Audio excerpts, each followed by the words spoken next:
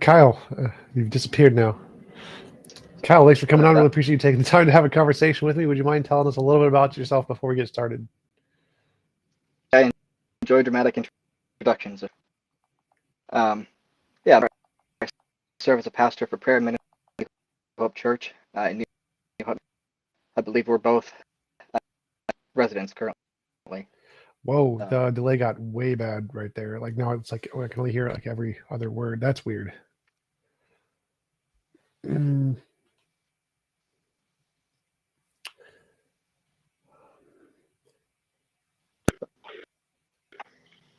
Any better without Bluetooth?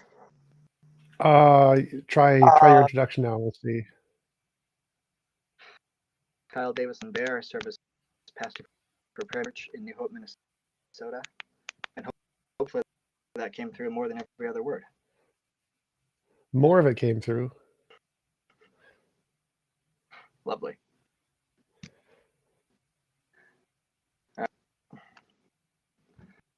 Well, you continue to go and just see how it works. Yep.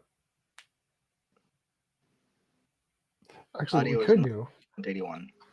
What we could do is try Zoom. See if I can just start a Zoom or Whereby or something. That could work. Whereby. Put the link in the chat. Do you see the private chat? I do. All right. Try that. Trying that.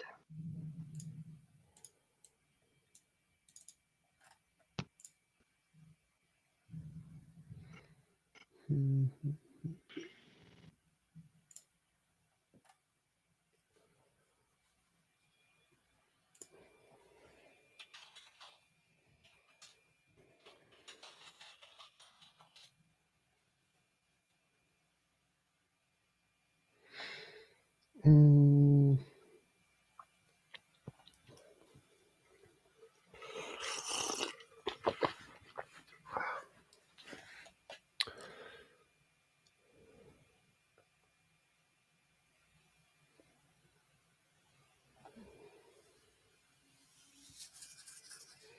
I need a haircut.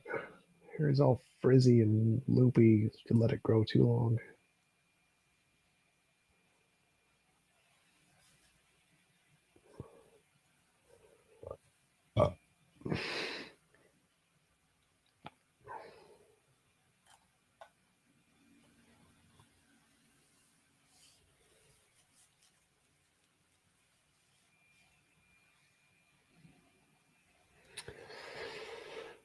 Diet pink. I'll diet pink again for need a mullet. No, mullet sounds like a terrible idea. Terrible idea. Hello, Scam Cat. Uwu.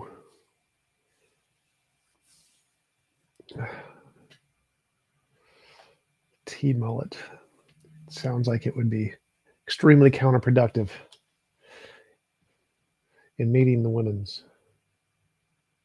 A reverse mullet. That doesn't make sense. My Scott Pilgrim. I didn't watch that movie.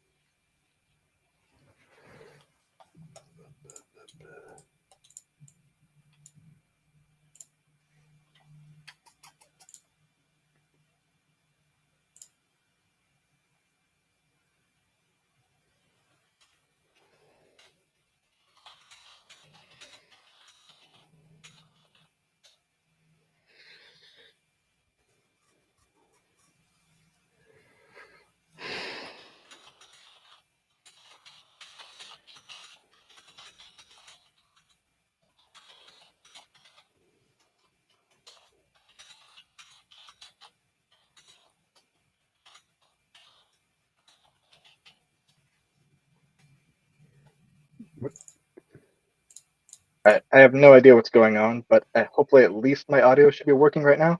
Yes, I can hear you clearly. All right. Let's take clear audio over glitchy video and delayed audio then. Sure.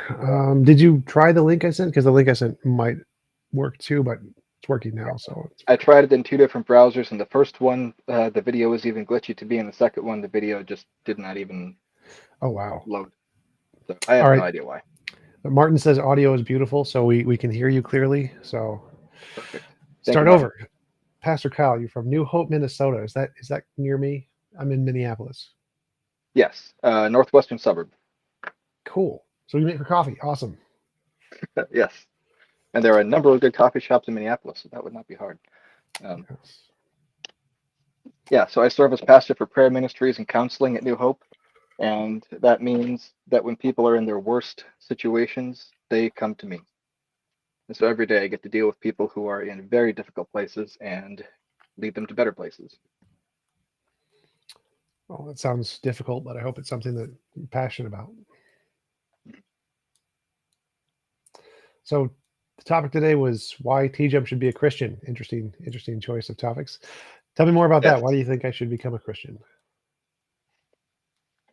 Obviously not for technical reasons. Do Uh, not become a Christian for tech support. That would be terrible. Um,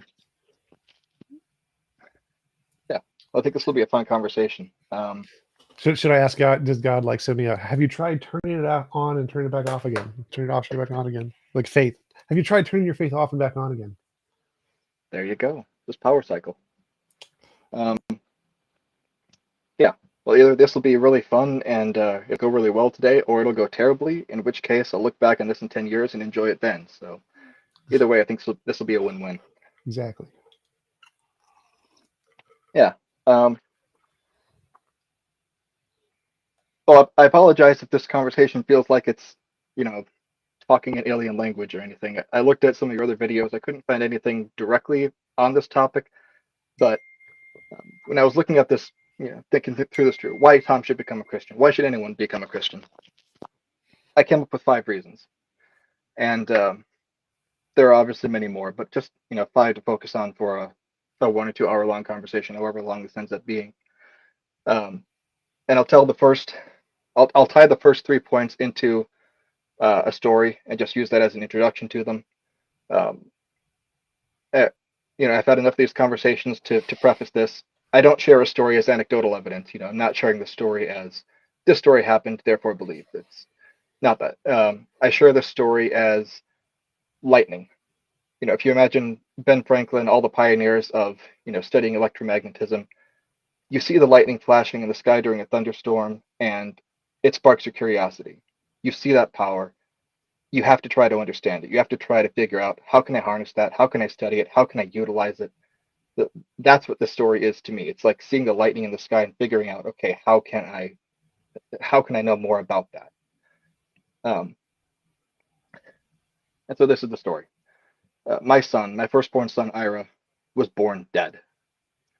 I mean, he was born dead. When they delivered him, he was not breathing. His heart was not beating. He was blue and purple all over from oxygen deprivation. He was born dead due to complications in the delivery. He was without oxygen for a minimum of 15 minutes, possibly up to 25.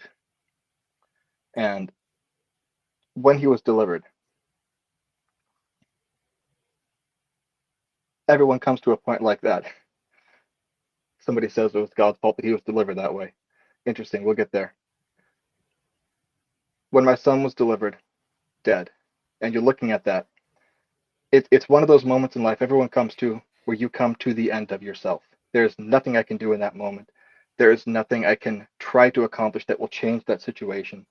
And it's that moment that brings you to the end of yourself. And at that point, you have to ask, what do I hope in?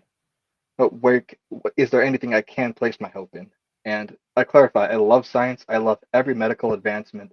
We are at one of the best um, hospitals for delivering children in the country. I love every medical advancement.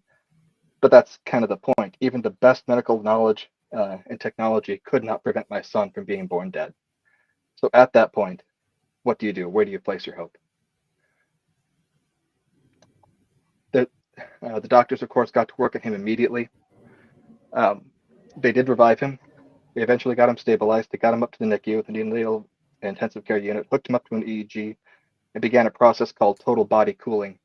whereby they basically put the body into a state of hibernation for 3 days to minimize any further damage to the brain because it's been without oxygen for so long, and to kind of kickstart the body's healing process. And that took, he was born on Sunday. He was in the NICU under total body cooling until Thursday. During that time, we had hundreds of people rallying around us. We had hundreds of people praying. We had them offering food, every kind of support you could possibly imagine. They took care of every need. So we could just sit there in the room by our baby, who was hooked up to all these monitors and machines. On Thursday, they warmed him up. The total body was cooling was done. They took him in for the MRI. He, laid pretty still in the MRI. They got about as clear pictures as you can imagine. That was Thursday evening. Friday morning, we're awaiting the results. And we had friends who've gone through this before, a very similar type of experience. And they told us when the neurologist goes over all the results, you are not going to know what to feel, because they have to point out every bit of damage. They have to point out anything that could potentially be damage. They have to cover their bases, but also they want to tell you accurately what's going on with your kid, and you will not know what to feel during that. So that's what we were expecting. Therapeutic hypothermia, yes, says eFont81 exactly. So the neurologist came in Friday morning, and he just told us straight out, I've gone over all the EEG, I've gone over all the MRI results. We cannot find a spot of damage anywhere in your son's brain. And if you know anything about how the brain works, how quickly damage sets in when oxygen is not being supplied, for a minimum of 15 minutes, if not 25, for there to be no damage after that much oxygen deprivation, that is not how the natural world works. And the reason I share this story, like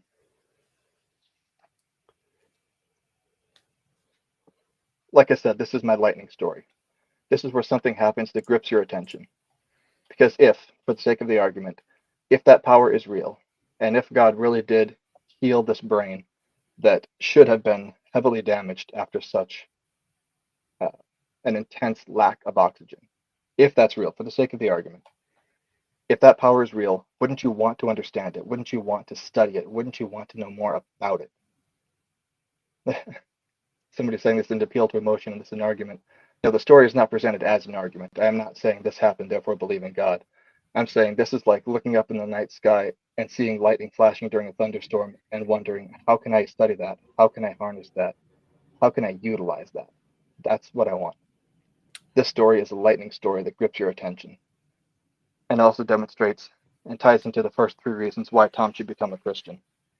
And the first one is simply hope. Because everyone comes up to that place where you are beyond yourself, where you are taken beyond what you can do, you're taken beyond what science can do, you're taken beyond what anything can do. And in that moment, where do you place your hope in? And so the first reason, Tom, that I would love for you to become a Christian, because people need hope. And more than just hope, you need a hope that's bigger than yourself, that's beyond yourself, but most critically, a hope that is actually powerful enough to do what you are expecting it to do, what you are wanting it to do. Because false hope gives no one, false hope just makes the crash even worse. False hope does nothing. But people need hope. This is a world full of people who need hope, and we need hope in something that has the capability of following through on what you're hoping for. That's reason 1. Reason 2 is community. Like I said, we had hundreds of people rallying around us when we were going through that. And when you're going through that situation, no one should have to go through it alone. No one should have to go through those moments alone. And as far as community goes, like, we all know of those Christians who give Christianity a horrible name. We all know people who claim the name of Christ and then live exactly the opposite of the way Jesus lives. And on behalf of all Christianity, I apologize for them. But when you're going through these hard times, everybody needs loving community to come around you. And I have found no community more loving than the Christian community. And so it's second reason, Tom, why you should become a Christian, to be a part of that community. And because everyone needs that community to share it, to create it, to further it. That community where people really do take Jesus' words seriously to love your neighbor as yourself. And we have had so many times when we have gone through moments like that, where we have had the Christian community rally around us and have not found anything more loving, more self-sacrificing, more giving, more sustaining than that community. The third reason, power. Like I said, this is my lightning story. Because if that power is true, and if there really is a power that supersedes nature, and if there really is a powerful that is able to do what the natural cannot do, wouldn't you want to understand it? Wouldn't you want to study it? Wouldn't you want to utilize it? Wouldn't you want it to be able, like studying the lightning in the sky, wouldn't you want to figure out how to understand that, how to use that, how to work it out in your life? So the third reason Tom should become a Christian is to access that power, to use it not just in your own life, to use it in the lives of all the people around you who need it, because this world is so incredibly full of people in pain. And we have an incredible lot of people to love, and an incredible amount of pain to heal. And if that power is real, wouldn't you want to study it? Wouldn't you want to understand it? Those are my first 3 points. And someone says in the comments here, I'm preaching, maybe slipping into that. So I'll pause here. And let's. Sure. By the way, can I just say there's a lot of get him TJump, shut him up. Don't worry, Aaron Flower. I'm giving him the mic now. I'll shut up. Yeah, it's usually best to not read the comments. Comments are. Oh no, that's the best part. Like I appreciate it. Like if you yell at the people in the comments, I get more views. So please yell at them all as much as you want. But oh no, I don't. Yeah, I love it when people push back. So the things you mentioned, hope, community, power. It seems like the community aspect. I have many Christian friends, church group friends, and I'm not a Christian, so I don't seem like it need to be a Christian to have the community. Same with the power thing. I can study unknowns, and I think there are lots of forces in nature that are beyond our understanding and do more than what we understand, and we can study those without being Christian. Most Nobel Prizes go to like disproportionately atheists now, so I don't think we need Christianity for that. And the hope thing, same thing. Like I think we can hope in things other than a God. There are many atheists who are spiritual and have hope that don't involve a God in any way. So I don't see why. I don't see why why Christianity would provide these things that any kind of worldview or ideologies wouldn't provide. Yeah, I hear your response, but I also hear you shifted a little bit of each one of them I said. The first thing about hope is that there's a ton of things we can hope for. There's a ton of things we can put our hope in. But the point is you need a hope that can actually carry through. I can put a vague hope out in the universe and just hope that everything is going to turn all right. There's no power at work. There's nothing guaranteeing that the hope that I put is actually going to follow through. The point of having hope behind yourself that is able to sustain you, that is able to provide something, that is able to actually carry through, is something that I found uniquely in the Christian faith. I haven't found it in the naturalistic worldview. I haven't found it in the Muslim worldview. I haven't found it in the Hinduistic or Buddhistic worldview. I have found it in the Christian worldview, where you're able to hope in something that does carry through supernaturally. What does that mean? Like, how?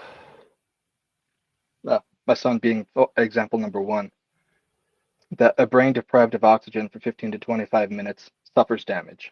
Everything we know about the brain certifies that. It starts to begin be damaged at about 4 minutes.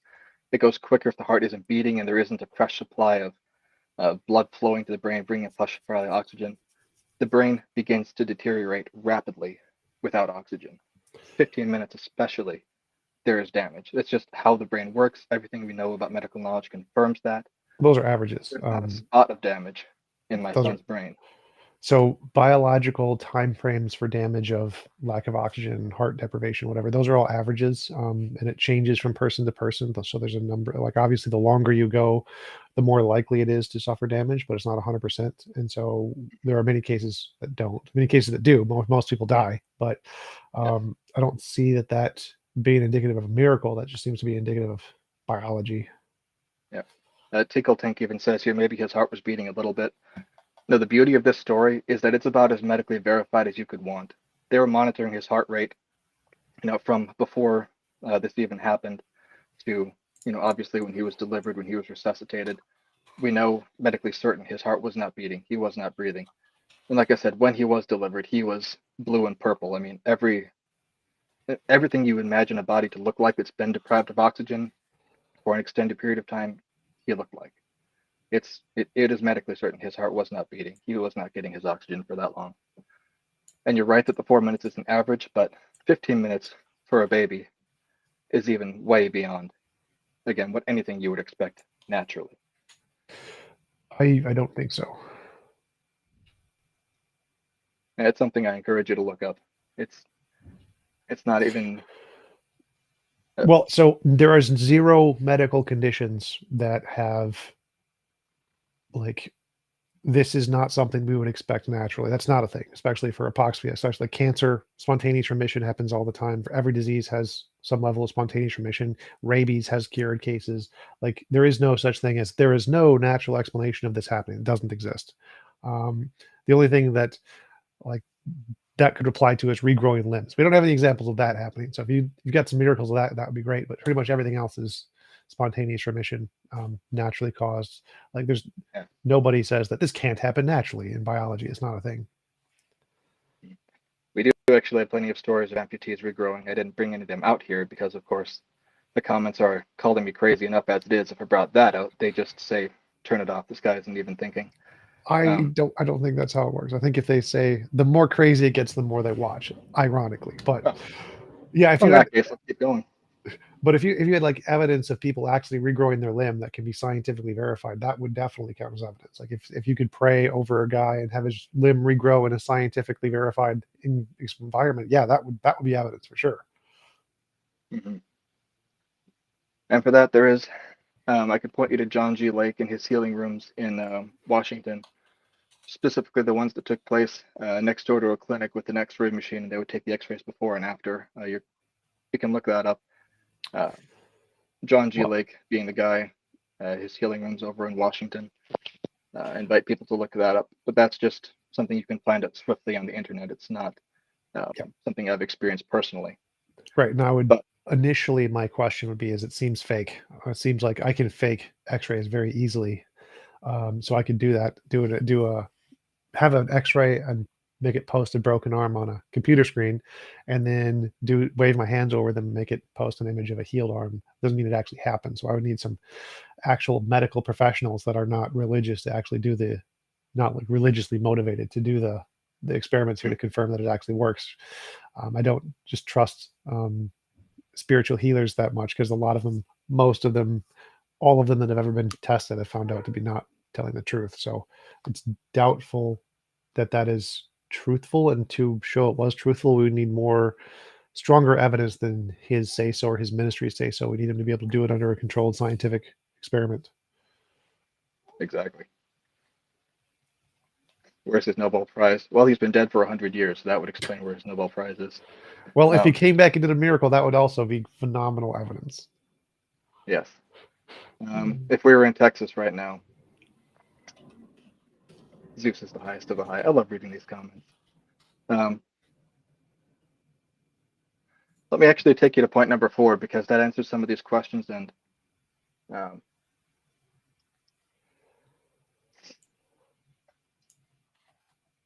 point number 4 spins off number 3, but it refines it. If witnessing physical healing, again, let's just say for the sake of the argument that physical healing does happen, and that it intrigues you to study more. Again, compare it to the lightning in the sky. You see this electromagnetism happening. You're studying, how can I apply it? If that's question 3 or point 3, then point 4 is a refined example of it. It would be, a modern day example of charging a battery, of using electromagnetism in a way that's studied, that happens every day. Again, what I mentioned, my job title is Pastor of Prayer Ministries and Counseling at New Hope Church. One of the tools I use daily is called transformation prayer. And this is an aspect of supernatural healing that it's mechanical, if I can use that word. It is supernatural, but it has mechanical rules that you can study, that you can figure out, just like figuring out the rules of lightning, figuring out how you can apply it in daily life.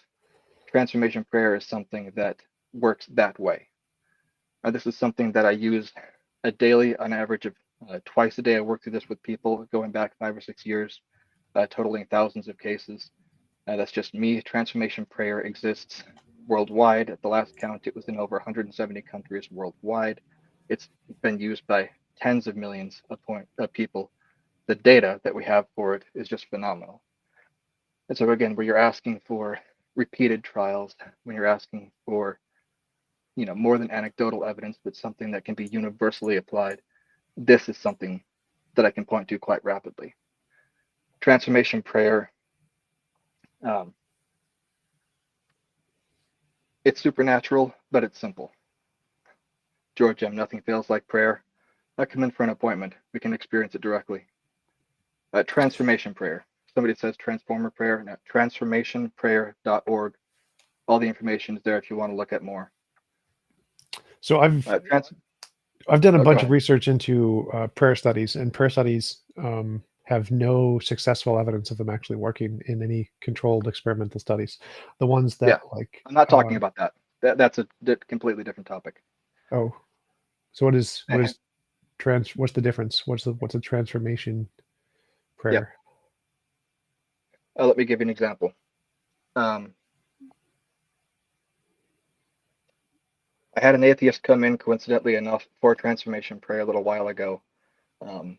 He did not want it personally, but his family was bugging him to come in, and so he basically came in for an appointment just to shut them up. I walked him through what transformation prayer is. The short summary being, well, I'll tell you the story, then I'll get back into the details of it. So we start working through this. At the end of the first session, about an hour and a half, he said, I'm willing to admit transformation is happening. I'm not willing to admit it's God. He came back for another session. By the end of that session again, he experienced transformation twice. And again, pushed back. How do I know this is God? How do I know this is not me? And I just pointed out that it only happens when we ask God specifically to work. And by the end of the second session, he was able to say, yeah, I can see that correlation. Transformation prayer does not require belief. It does not require you to be a Christian. You can be anything and it works. The heart of transformation prayer is following every negative emotion that you believe, following it to the belief causing that, presenting it to God. And the only prayer involved is a one sentence, Lord, what do you want this person to know? CJ, what do I mean by transformation? Exactly this. That atheist was feeling massive amounts of anger. And so we just took it one by one, focused on one of the really hard pieces of anger he was feeling, just drove down to the heart of it. What's the belief undergirding that anger? Found it pretty quickly. Anger does not hide. Once we found that belief, just crystallize it in a sentence, presented it, ask it to him. Does this feel true? Yeah. Does it feel painful? Yeah. There's a lot of anger coming off of it. Just offer it up. Okay, Lord, what do you want it to know about that? And then my job is done. I don't counsel. I don't give advice. I don't stand up and pray for him to be healed. I just say, all right, Lord, we found the area of pain. What do you want him to know there? And then I just wait for God to work. Moon Shoes, you say most of your anger comes from religious abuse. You are not alone, my friend. I work with a lot of people suffering from exactly that kind of anger. So I'm not quite understanding how the transformational prayer is like a reason to become a Christian. I don't understand. The relation here. Like we could do this with any religion and tell someone, like in therapy, what they do is they cause introspection. That's what I don't like therapists. They never do anything for me. But what therapists do is they get people to introspect about the things that are causing them stress and help them to work through those issues by calmly talking about it. They don't really do much of anything, which to me is synonymous with prayer. And so I don't see what the difference is between what you're saying and what therapists do in general. It's exactly the opposite. I don't talk calmly and I don't talk people down. I talk people right into the pain. I want to lead people right to the place that's hottest, where the anger is hottest, where the pain is greatest. Because right there is where God wants to work most strongly. So again, with this guy who came in, working with the anger, found the reason why it's coming from. It feels real, it feels painful, it feels hot. I say, all right, Lord, what do you want him to know right there? And I believe in that moment, how he experienced God was thought popping to mind that directly addressed what he was experiencing. It doesn't always happen that way. People have a wide range of different experiences. But the evidence that I look for to see whether this is really God, whether it's people's imagination, whether it's a hallucination or whatever else, I look for transformation. So a minute later, literally 1 minute where I'm saying nothing, where he's not doing anything, all we've done is ask God, what do you want us to know about that? A minute later, I present the same thought. Does this thing still feel true? That 1 minute ago felt angry, had you almost, clenching your fist. Does it still feel true? Does it still produce anger? And no, it doesn't. Well, again, I'm not following what the difference here is between that and therapy. So therapists do focus on the issue. All they do is make Mhm. you think about it. I Yeah, don't see like meditation does the same thing. Meditation causes this relaxing sensation of you focus on things that make you angry, and then you get a relaxed sensation afterwards. So I'm not seeing why this is special as opposed to any psychological thing, because it seems just like general human psychology of that. If you introspect about issues in certain ways, you can cause it to be relaxed and not bother you as much. right. Which is the opposite of what I'm talking about. Right. I don't do anything to relax people. All I do is Well, no, stir no, them no, up. no. So I'm not saying what you do. I'm saying doing introspection in any form, the kind that you're talking about, where you say talk about or think about the thing that causes you stress, and then think about it again after you do the prayer, or doing meditation or doing therapy. They're all forms of introspection. Any form of introspection, most of them can cause a relaxing sensation. It's just what introspection does. It's like a placebo kind of a thing. So any form of introspection can cause the phenomenon that you're describing. You don't need Christianity for that. No, but I appreciate that because that clarifies that I'm not describing it well. I'm not describing a calming sensation after you feel it. I'm talking about the lie that was producing the anger, producing the pain, is replaced with the truth to the point that you can think about that same thought that produced the anger that had you ticked off for years, and you can't even make it feel angry anymore. That even if you try to produce the anger, you try to go hunting for it, it's just not there anymore. And it's not just that moment, it's days after, weeks after, years after. I'll give you a more specific example. There was a woman who came in and she had held on to anger for 40 years against her husband, who had left her, just did some horrible things to her. And she had, of course, tried everything you can think of to deal with the anger. Like I said, there are a lot of forms of therapy. There are a lot of techniques to try to get people to release your anger, to try to control your anger, to try to calm it down, and she had done many, 40 years, and nothing had stuck. Nothing had worked. And so I just worked with her to try to find, CJ, this is literally what therapists do. Oh, we'll leave that behind in a second. She was angry at her husband for a variety of specific reasons, and so we just found each one, um, and just having her connect with that anger. Why do you feel angry at him? Really connect with it. What comes to mind? Is she's angry at him for this reason because he did this? Okay. Do you sense any resistance or hesitancy at the thought of letting that anger go? And right there, you discover the reason for the anger. Yeah, if I let that anger go, he gets away with treating me like I did. All right, so the reason for holding on to the anger is what? I need to hold on to that anger because it is the only way I have to get back at him for how he treated me. All right, that feels true. Yeah, I have to hold on to the anger because this is how I get back at him. And they're feeling the anger right now. You can see the blood vessels dilating. And just right there, Lord, what do you want them to know? And that's all I do. And she hears from God. God speaks. I forget exactly what her experience was in that moment. I could look back at my notes to find out. But 2 minutes later, does it still feel true that you need to hold on to your anger because it's the only way you have to get back at him? And no, it doesn't feel true anymore. And then for the first time, she says, I can see that this is only hurting me, not him. And just like that, the lie producing the anger gets replaced with the truth and it sticks. It's not something I have to convince her of. I didn't even tell her a darn thing. I just let her experience the work of God in that. And we just worked through it. She had 12 different reasons why she was angry with her ex-husband of 40 years. And after we worked through all 12, God had spoken to each one. Each one no longer felt true, and the anger was just gone. She couldn't call it back up. I had her think about all the situations she'd gone through that had caused the anger, and she couldn't make herself feel angry by listening to or by thinking about all those memories. It just was gone. She called me 2 weeks after the appointment, and said, is the anger ever going to come back? I said, now, if you've dealt with all the reasons why it was there, it shouldn't be there. Anger is only there because of a reason. If you've dealt with all those reasons, the anger shouldn't come back. And she said, well, good, because I've been free for 2 weeks, and I was just wondering if that's how it's going to continue. And that's the difference between transformation prayer and therapy. This took 2 appointments of about an hour and a half each with her to just completely reduce all the anger she had felt through her husband for 40 years. And I said nothing. I gave no advice. I gave no guided meditation. I didn't do anything except a 1-sentence prayer. Lord, what do you want her to know? Right in the heart of the anger each time. And this is something I do daily.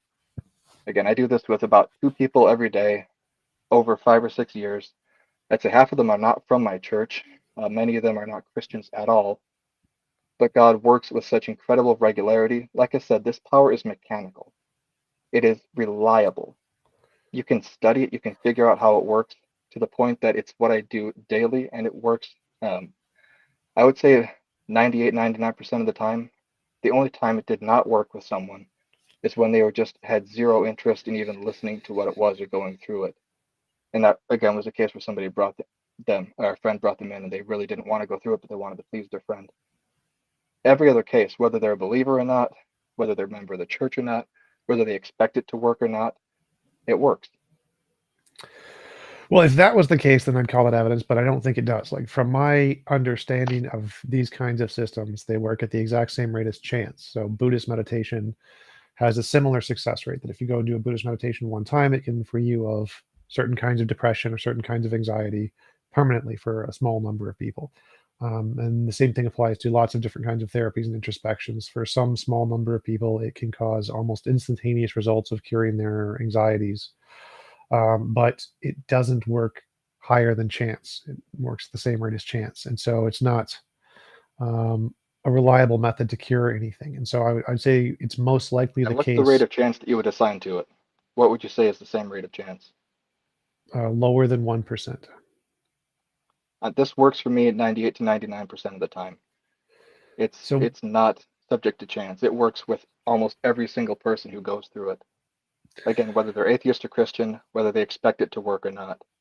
Well, we could try it. We could try it right now. I can come in, or if you do it in person, we can try it with me coming in person. I'd be happy to do that. It'd be pretty easy. But I would be willing to bet that, as with most versions of, like, what's it called? The alternative medicine stuff. Ooh, like chiropractic. Chiropractors spend like about an hour with their patients, as opposed to a doctor at a medical facility, which spends like 10, 15 minutes at max. And after going to a chiropractor, the subconscious psychological things of the touch, the being spent time with from a professional, the atmosphere, these things cause people relaxation and cause them to feel better just by being in the environment, which is why people think chiropractic works when actually it doesn't. Literally no scientific evidence chiropractic works. It's like 99% of things. It's a complete waste of time and money, but it makes people feel better at a high rate. High rate makes people feel better because it makes them feel comforted. And so in the same way, it's like a placebo. And so in the same way, I'd say that your methodology caused people to feel comforted, because when you ask, like, what should they know? Ask God, what should they know, or something. It's kind of like, Lord, what do you want them to know is the question. Yeah. So like, that is a priming question that gives them hope that there is some ultimate being out there who cares about them and wants to help them. And those kinds of sensations make people feel comforted in the same way as kind of a placebo, which means in the moment, it's very easy to understand why they wouldn't feel better, or why they would feel better. But it's unlikely that they would feel better at a constant rate in the future. And that's definitely something I'd be willing to test. But I would be willing to say that it's probably going to get the exact same results as all the other studies I've read on the topic. What you just said is exactly true. That if that's all it was, it wouldn't have any reason to affect. You wouldn't expect the result to linger.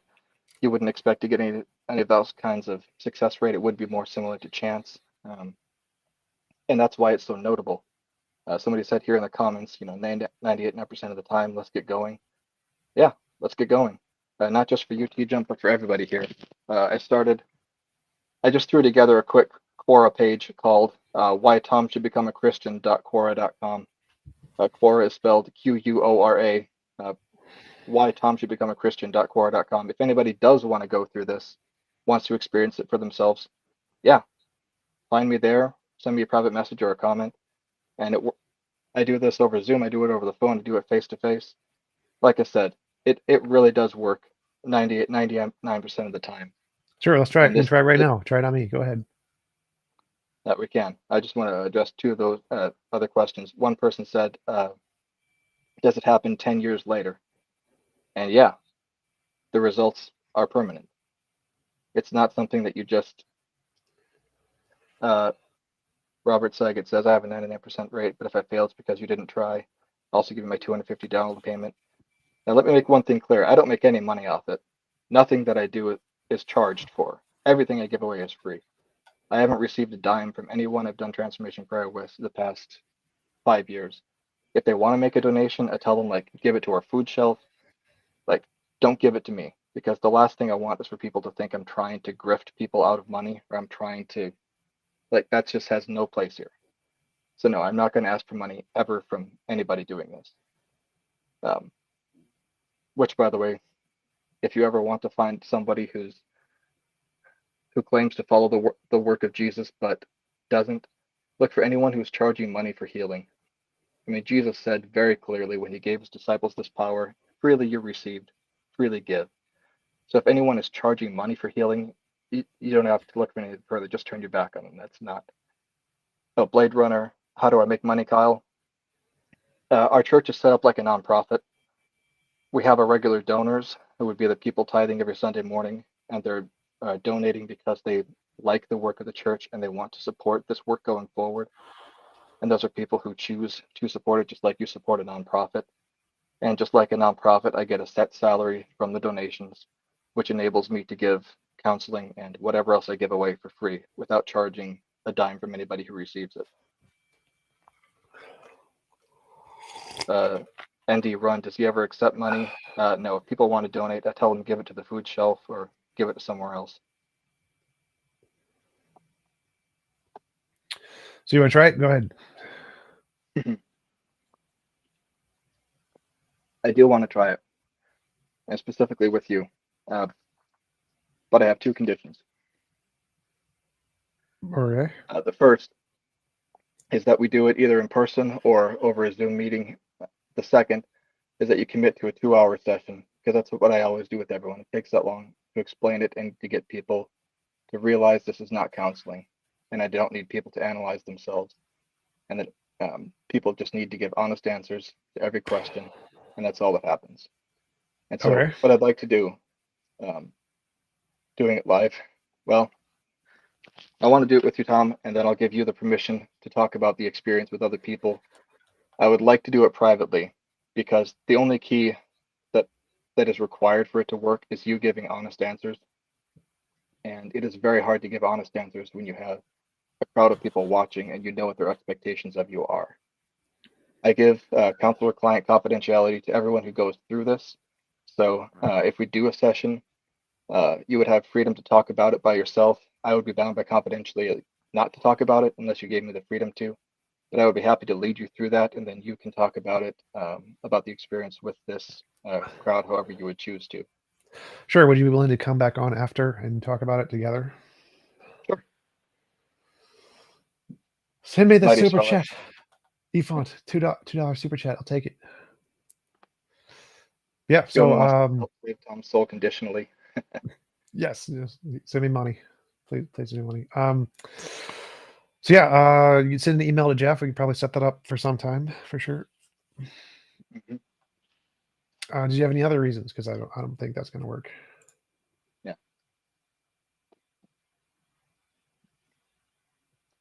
Well, I'll just say this again.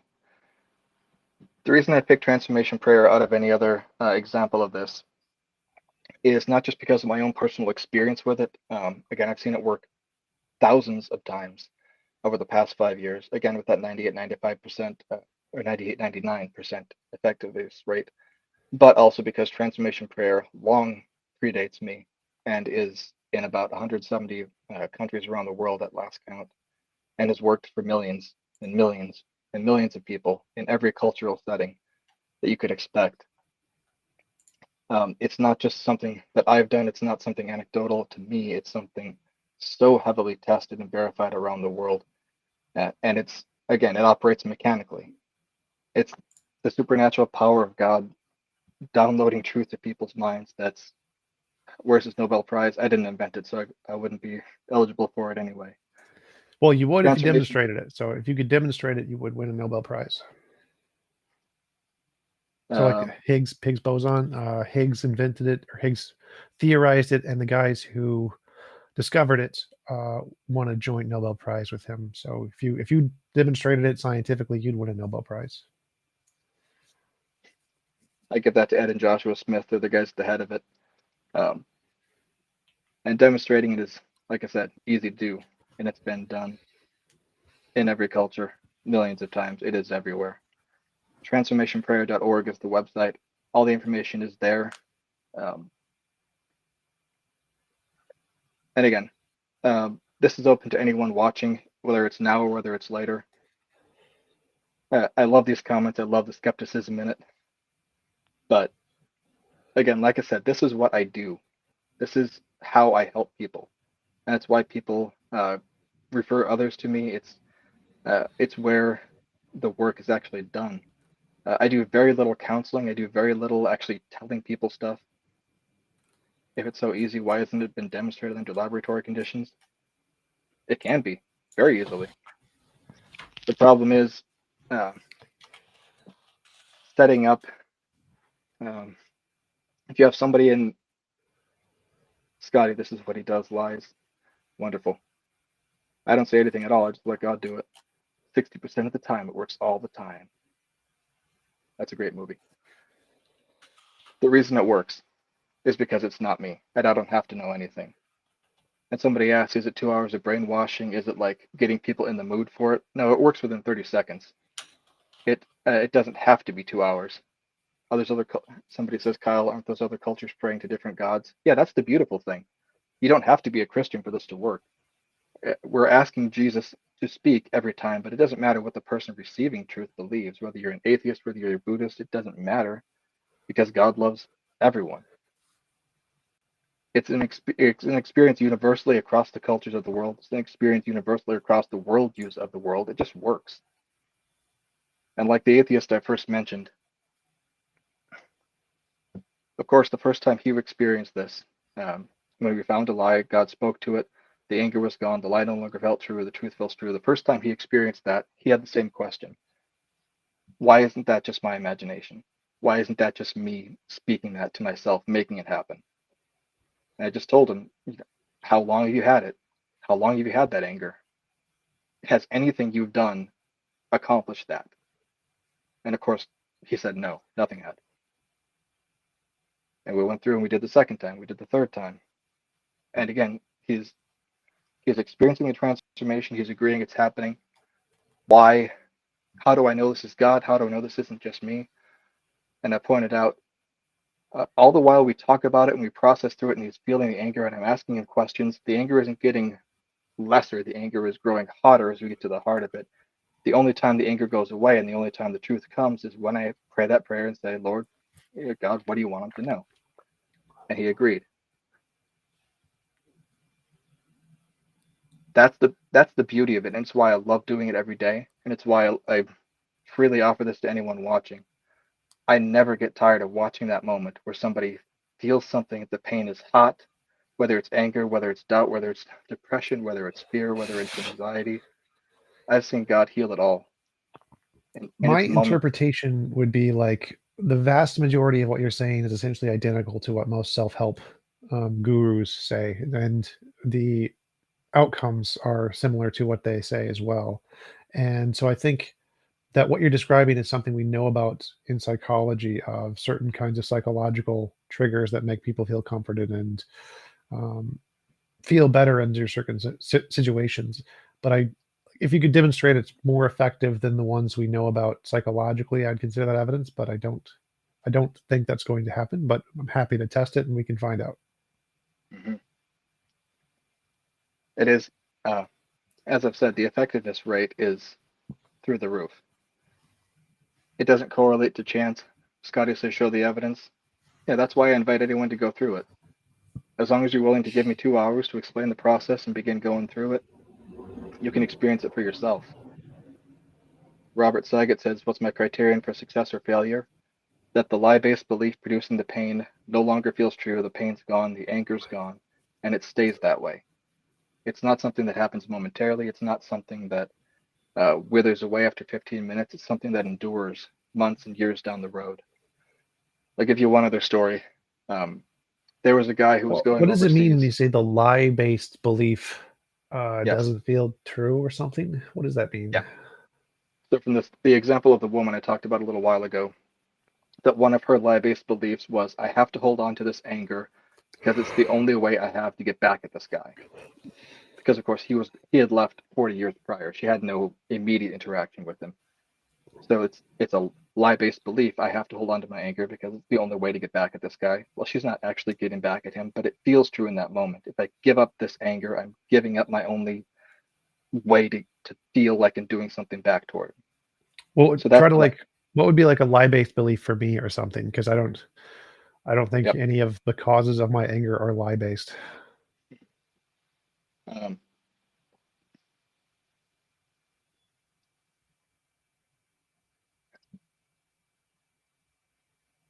If your people want to Google something called the TPM map, TPM, short for Transformation Prayer Ministry, TPM map, that has about 12 questions. And those 12 questions are designed to find exactly that. So for you, any negative emotion just about rises from something like that.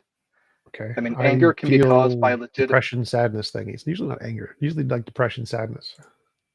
Yeah, depression and sadness definitely result from lies.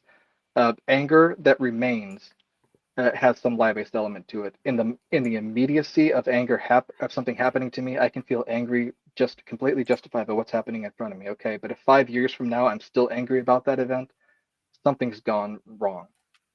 If I'm So still how does yeah, my depression caused by a lie? Because I think it's caused by brain chemistry. I don't certainly think the that's a depression lie. is a complicated variant issue. There are so many things feeding into it, and I'm not going to paint with a broad brush and say all depression is from a lie. That's not what I'm saying. But if you believe a lie like I'm worthless and no good, and you believe it, and suppose your dad told it to you every day growing up, you're just worthless, you're no good, you'll never amount to anything. You believe that day in and day out. Well, believing that would cause you to feel depressed. I'm not saying all depression results from that, just as a general example. If you believe a lie that I'm worthless and no good, that's not going to make you feel good. That's going to make you feel bad. And believing that every day Sure. of your life is going to. So that's one of the beliefs that comes up a lot. Feelings of worthlessness, feeling of no good, just offering up that to God and letting God speak to that, and letting the sadness and the depression from that break and the person feels the opposite for the first time. Well, so I I would see say that. that I feel depressed because I can't achieve the things I value. Yeah. Literally, or not that I cannot, like in future tense, like literally, I have not been able to during the things I've tried. I've failed to achieve the things I value. That makes me depressed. Why is that?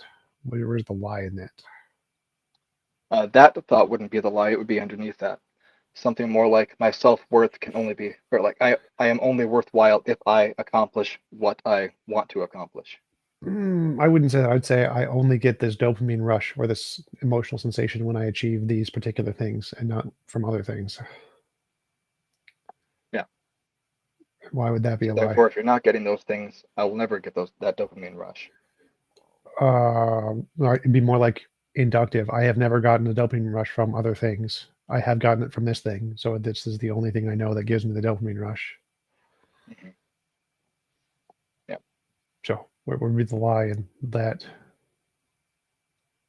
And the lie in what you just said there, that nothing of that is a lie. And I wouldn't present any of that to God because there's no lie in what you just described. That's just the flat truth. You get a dopamine rush from this, you haven't gotten it from other things. So that's just straight truth. There's not a lie in that. If you're depressed because you're not getting that, the lie might be there is no possible dopamine rush for me comparable to this. Therefore, if I'm not achieving this, I'm left without it. I'll never be able to get it unless I accomplish what I set my mind to, what I desired.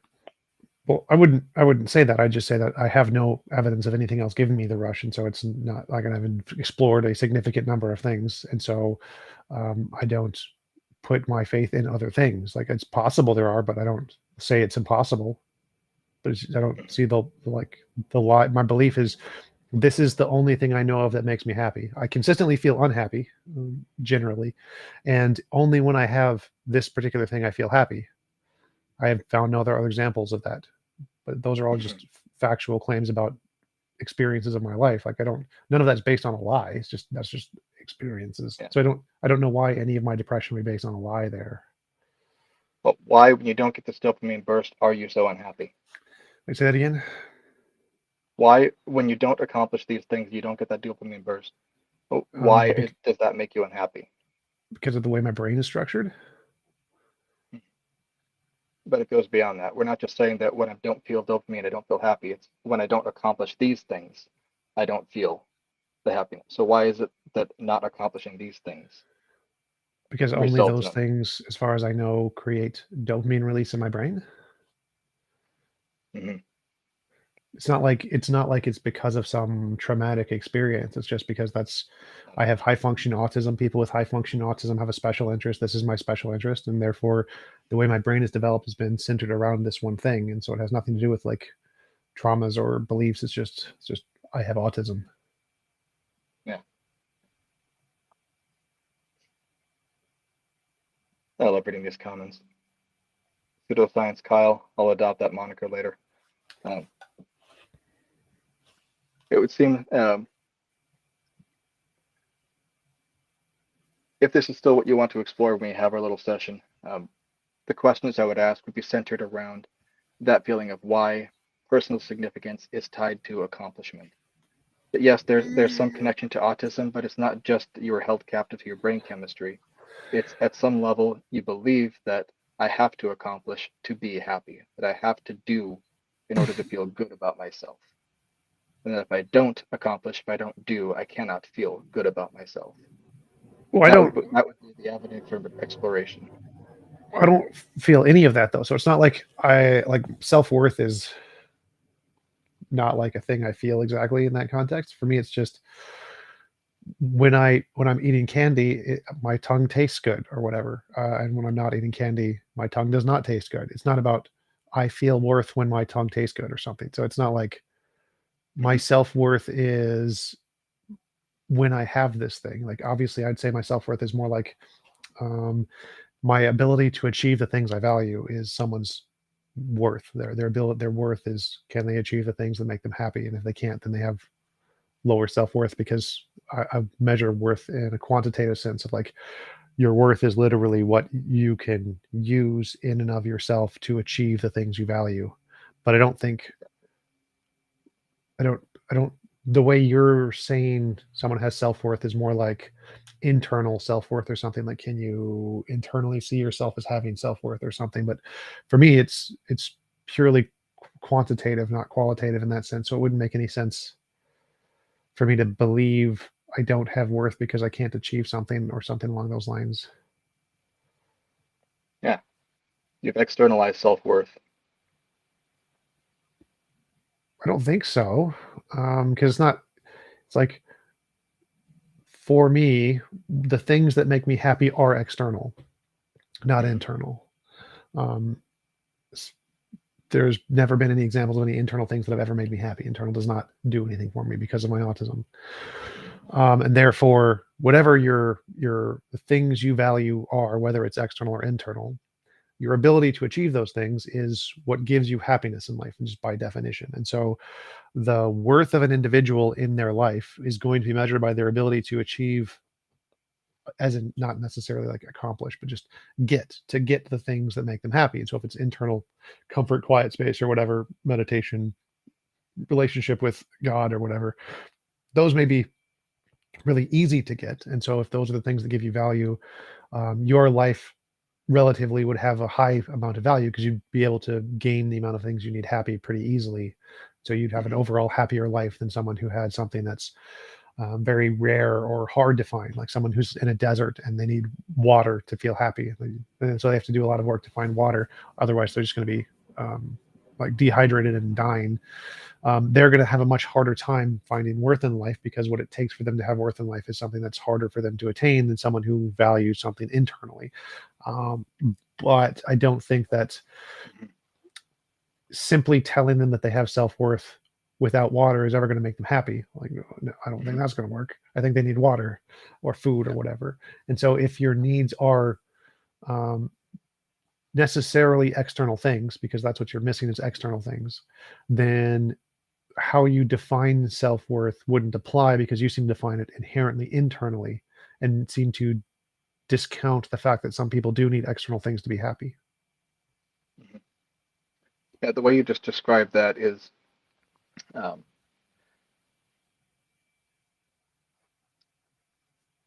I think we describe it differently, but it gets to the same thing in the end. That it's what people believe about them and what they need that drives their activity, that drives their satisfaction thing. It's the belief Sure. that if I accomplish this thing, that's going to make me happy. Well, that belief drives me to accomplish this thing because I'm chasing that. But if I have a completely different belief that I need to, you know, throw away all external accomplishment and I just need to focus on myself, and so I pursue that belief, that what you're describing is these beliefs that we follow do drive us. And some of these Well, beliefs are based in reality and some of them are not. And usually the ones that are not based in reality are the ones that are producing the greatest kinds of pain, whether it's fear or whether it's anger or whether it's anxiety or whatever else. And those are the ones that we go after with transformation prayer. Like if you ask God to speak to a belief that's true, God doesn't adjust that. He doesn't change it. Nothing happens because that is true. And so I don't go after those. I go after the ones that uh, do not reflect reality, the ones that are producing pain. So take the example of someone whose dad said to them, "You're worthless and no good. You'll never amount to anything." It's true that their dad said that. So if you ask God to speak to that belief that my dad, never accepted me, my dad doesn't think I'll amount to anything, well, God's not going to correct that because it's a true statement. Yeah, that's what your dad said and that's what you believed. The problem is, what have you come to believe about yourself? Do you well, believe that you're? let's say somebody's like a slave in one of the third world nations, and they're depressed because they can't escape slavery.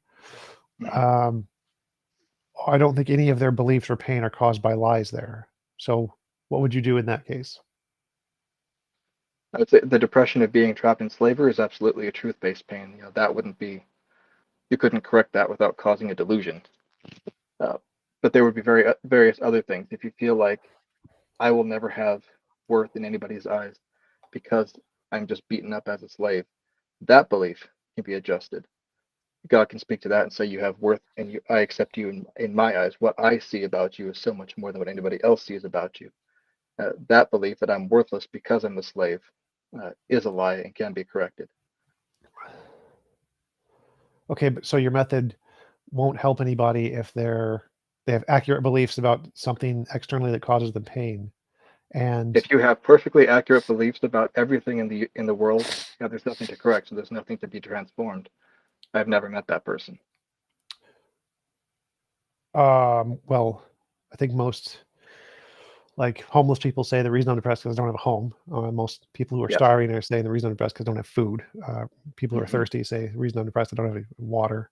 Those Yep. kinds of things are fairly accurate. Like a lot of people say they're depressed because they don't have enough money, and that's true. Yep. There's And if any of those people came to our church, we'd lead them to a food shelf. We'd help them find shelter. We'd help them find clothes. We'd take care of all those physical needs first, because you're exactly right. Those needs need to be addressed first. But those aren't the kind of things you address through transformation prayer. You would take the homeless person who is on the street and is depressed because they don't have a home or food or money. We'd give them food. We'd give them a place to stay. We try to help them find a job. And then once all those immediate needs are taken care of, then we go after their how they feel about themselves. When you just sit down and you think about yourself, how do you feel about yourself? Depressed because I've made nothing of my life. Okay, why does that make you feel depressed? Because I always dreamed I would aspire to these things and I never did. Okay, well, how does that make you feel? It makes me feel like I'm worthless.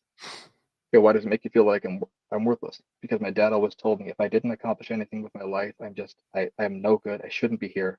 I'm just a bother and a waste of time. Okay, how does that make you feel? Worthless. Okay, so just right there, that feels true that you're worthless. Yeah, I hate it, but it feels true. All right, Lord, what do you want him to know? And then I step back, I let God do his thing. 2 minutes later, does it still feel true that you're worthless? And for the first time, the person says, I can remember that feeling true, but it doesn't. I can look at that and I can just see that I'm repeating my dad's words in my ears, but those aren't the truth. That's what he thought, but it's not the truth. And I see that moment of transformation where a person goes from a lie that's held them captive to the truth. I see that happen daily. I see it happen on average twice a day, and on average, people get about 3 to 5 of these truths per session.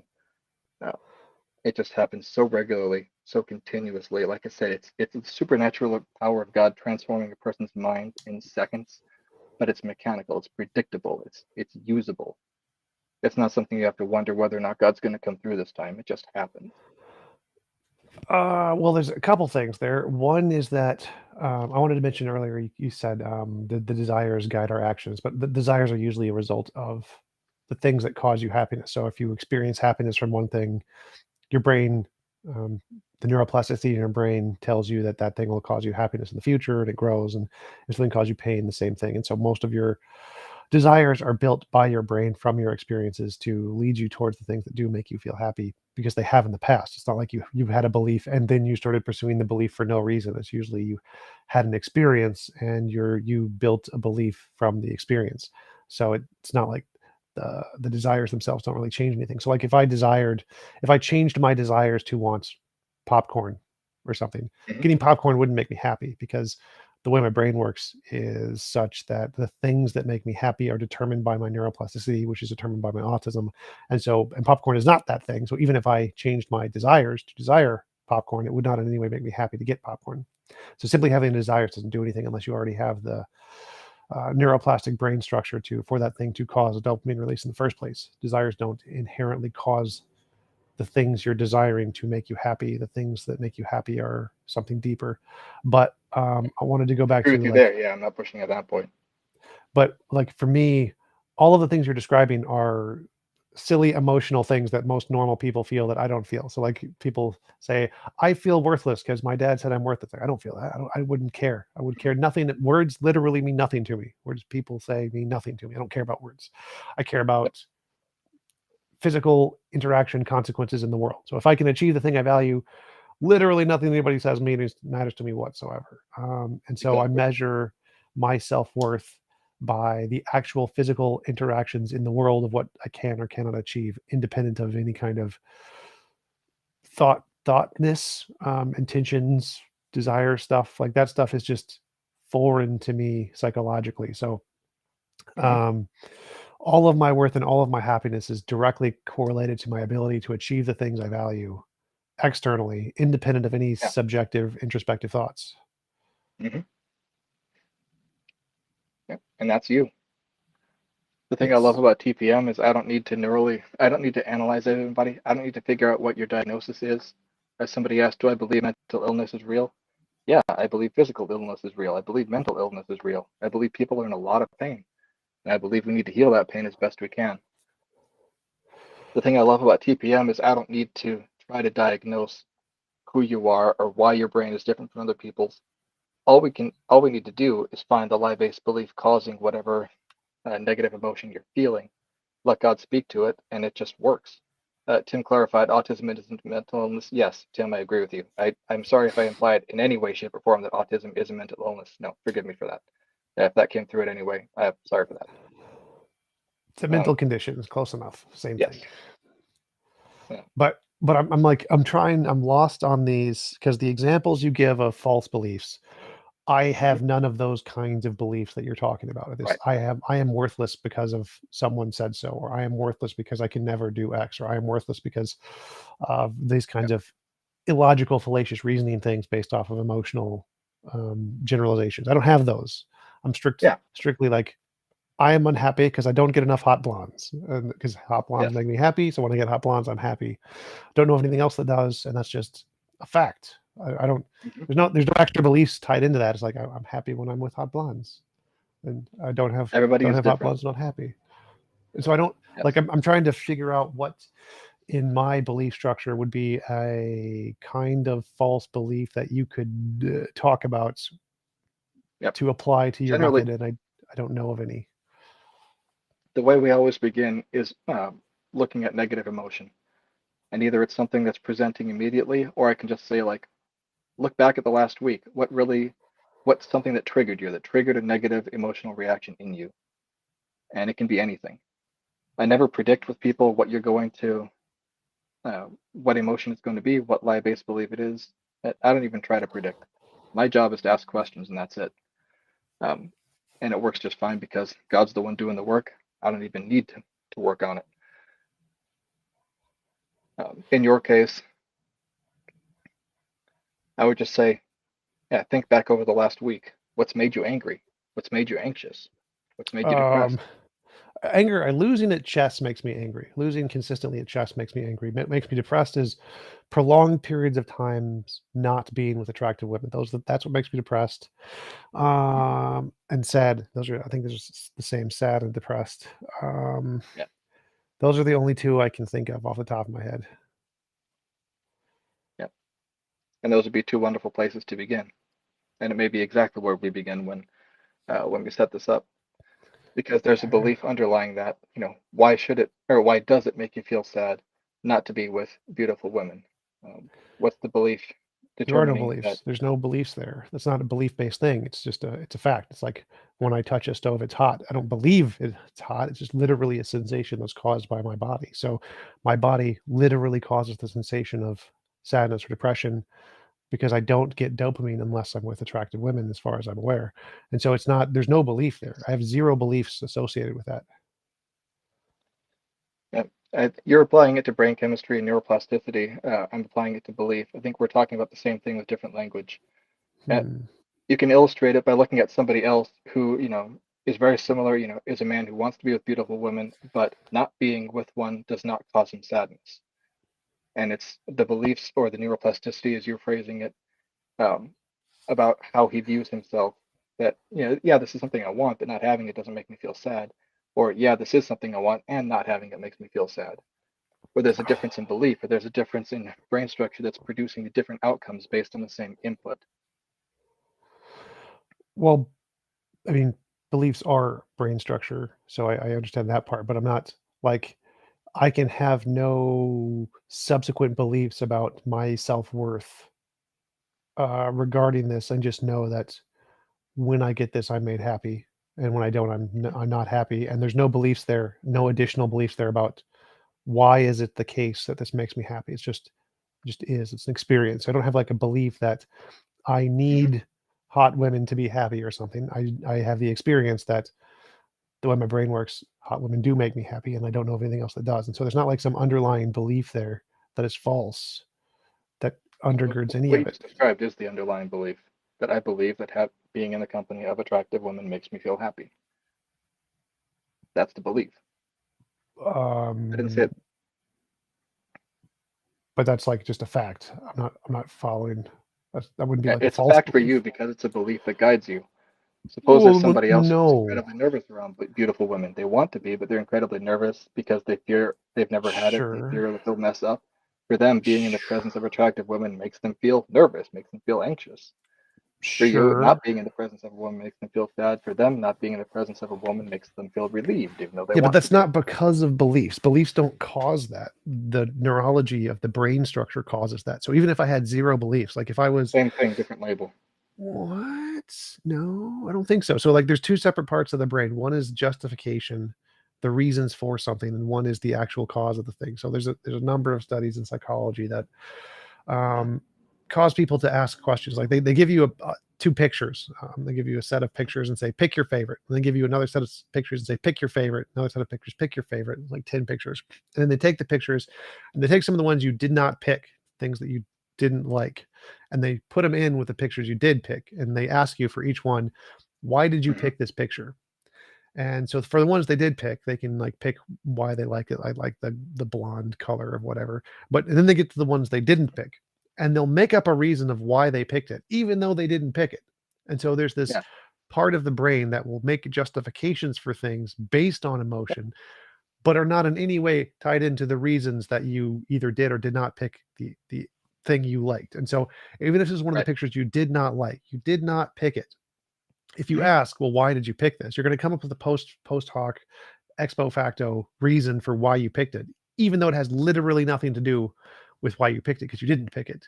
And so the psychological questions of these underlying beliefs have literally nothing to do with the actual emotional responses that you have from the thing. So if you were like literally wiped all of your memories and you had nothing, but we went back and figured out that you liked cheeseburgers and we gave you a cheeseburger, you would feel happy even though you had no beliefs about cheeseburgers whatsoever. Like you'd be like you never saw a cheeseburger. If you had it, you would feel good because your brain had already become accustomed to that kind of sensation and had developed neuroplastic connections to send dopamine under the conditions that these sensations were achieved. So the same thing would apply to me with attractive women. If you wiped all of my memories and I was with attractive women, I'd be happy, even if I had zero beliefs about it whatsoever. Yeah, the way you're describing belief and the way you're describing neuroplasticity, you're dividing two things that are the same. I mean, the beliefs that you have, the things that you think about, the things that you meditate on daily shape your brain.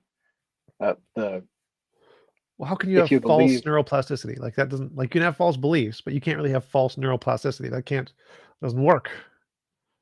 like one of the things I do is I work with alcoholics and addicts, and if an alcoholic believes that drinking alcohol is the only thing that is going to take away my pain, and they believe that day in and day out, and that's the reason why they keep reaching for the bottle, that is impressed in the brain. Your brain develops pathways that when I feel pain, this is how I respond to it. And like you said, even if you wipe your memories, that pathway is still ingrained in the brain because it's been meditated on, it's been believed day in and day out, and your brain has adapted to that. It can still be worked on. I've worked with people addicted to everything you can imagine, from alcohol to pornography to whatever else. And when you get to the lie-based belief, in this case, that alcohol is the only thing that takes away my pain, and I ask God to speak to that, and God removes that and transforms the brain instantly, the power of that belief is gone. Even though it's been something ingrained in them for years, the power of that can be broken in a minute. And that's what I've witnessed year in and year out. It's what people witness all over the world through transformation prayer. Those pathways that you've built up in your brain through belief can be changed that quickly, which is one of the key differences between transformation prayer and all the other kinds of therapy you mentioned. We're not talking about a slow, gradual change. We're not talking about teaching somebody better ways to deal with your pain. We're talking about instant transformation, that what felt true for years, that I have to reach this bottle every time I feel pain, now just doesn't even feel true. I can't make myself feel true or make myself feel like that's true anymore. It's instantaneous transformation. It's why it's called transformation prayer, because the proof is that instantaneous. That lie no longer feels true. The Well, we pain can coming test it from it no and longer feels true it'll be interesting. The overgiver asks Kyle, why is the belief I am worthless a lie, false belief? because you're not. I think he was looking for a little bit more than that. Yes. I'm trying to formulate this. I watched your video on the differences between how theists and atheists regard truth and define truth. And the first thought that came to mind is, of course, you're not worthless because God, you are of worth to Him, that He declares your worth, that He made you in His image, and to God you have ultimate worth. And the problem is that then I'm stepping into that theist, top-down definition of truth. But even if ah, I, I was yeah, wondering, like, I made a video on different definitions of truth, like the top down thing. I got it. Now I know what you're talking about. yeah. But even if I go with more of the atheist definition of truth, where truth is what is apparently true about the world around us and building it from the bottom up, I can say that even if I've never met you, like you are worthwhile to me. Like if you and I were in the same room and somebody came in with a gun threatening you, like I would not hesitate to get in front of you and get between you and the attacker, because if you're a person, if you're alive, you have value to me. And so it doesn't matter who you are, what you've done, just because you're alive, you have value to me. And that's like practically the way this works out.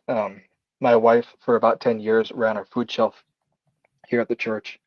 And the thing I just love about it is everybody needs food. It's such a universal way to love people, to attribute worth to people. If someone's hungry, we give them food. There's no theological test. You don't have to be a Christian. You can have never set foot in a church before in your life. That's okay. We still want to love you. You still matter to us. We'll give you food.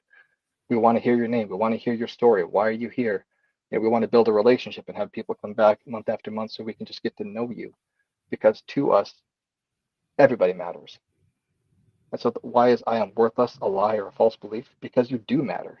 You matter to God, but even if you don't believe in God, you matter to me, and I can demonstrate that in these ways.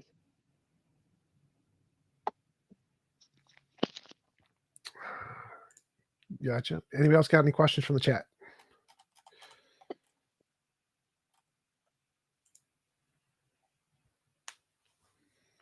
Did you any other chat things you wanted to respond to? Yeah, somebody said you were only happy with the transformation prayer experience if you desire the experience. So that's what I love. I get so many people in there who doubt that it's going to work, and I've got several people in there who are convinced it is not going to work, and it still works. It's what I love about it. I'm doing nothing but asking questions. God's the one who accomplishes the work. Overgiver asks, Kyle, how do you know God? How do you know God care for us? Yes.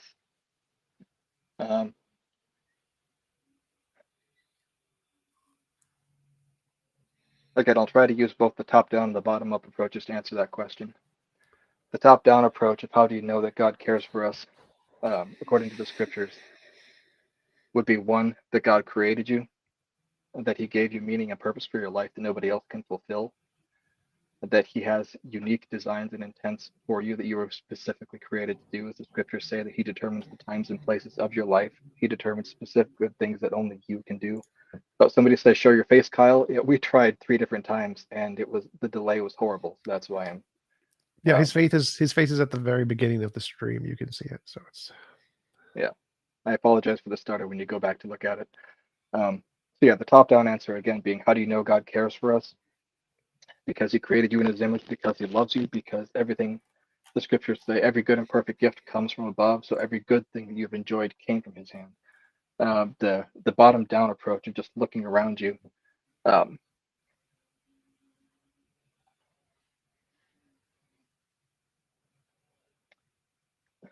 Did you cut out? Again, I would go first to the what?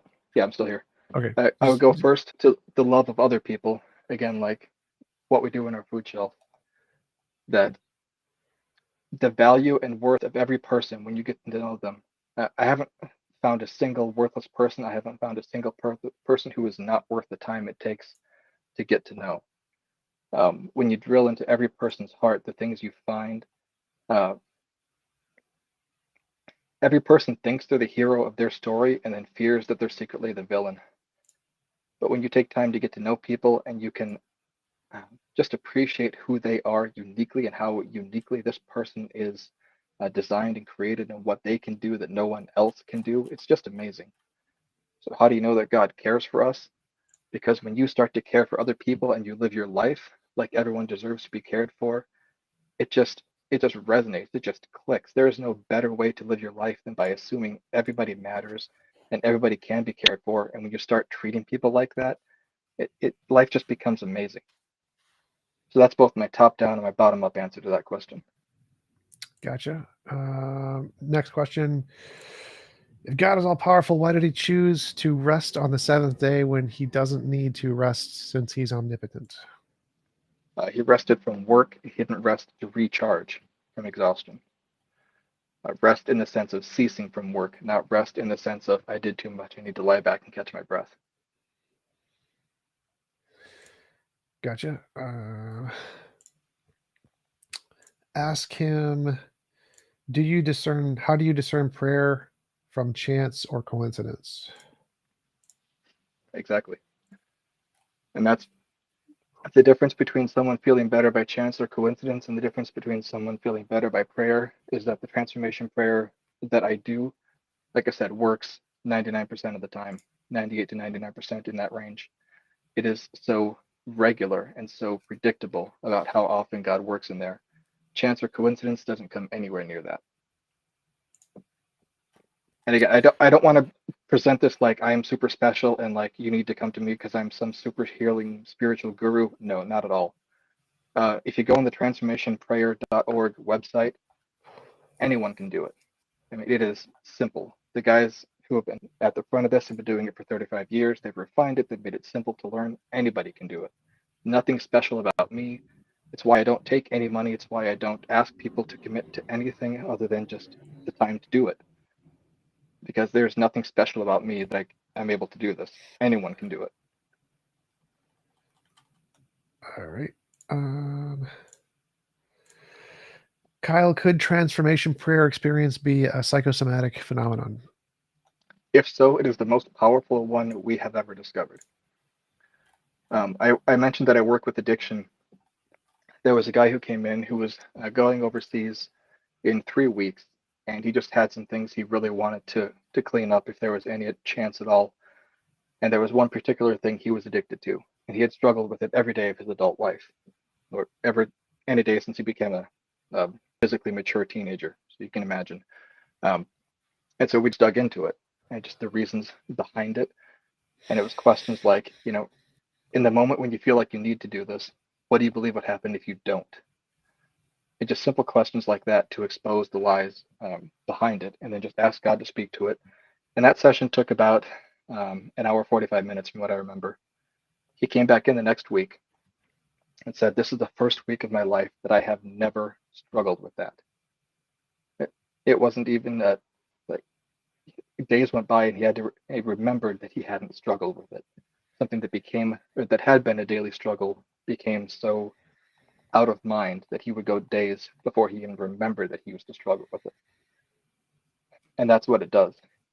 Transformation prayer can work that powerfully, that rapidly. And so how do I know it's not a psychosomatic phenomenon? Because it is so much more powerful than any other documented psychosomatic phenomenon. Gotcha. James Horner says, "Nothing special about me, but 99% success rate." Yeah, anyone who does it experiences that. That's why it's in over 170 countries around the world. That's why there are tens of millions of people who have gone through it. The Ed and Joshua Smith, who are the two guys at the head of Transformation Prayer, they do an open Zoom call every Monday, I think twice during the day, and you can just go on that call and talk with them. If you have any questions about this, you can just go ask those guys directly. They are as open as you could want to be, and they release all this stuff for free. They're not making money off it. They're not trying to fleece anyone for it. They didn't even try to push it into all the countries around the world. It was just taken there by people who had experienced it and wanted to use it. So why is there? So yeah, there really is nothing special about me, even though it does work that well. It's what the process is.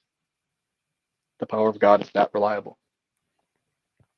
Okay. Felix asks, why would it not work if it's truly held belief? Like for other religions, it does work. People with faith can stop smoking cold turkey, quit other addictions or problems with some faith. Yeah, I never try to tell people to quit cold turkey. I never tell people what to do. I just deal with the beliefs behind doing what they're doing.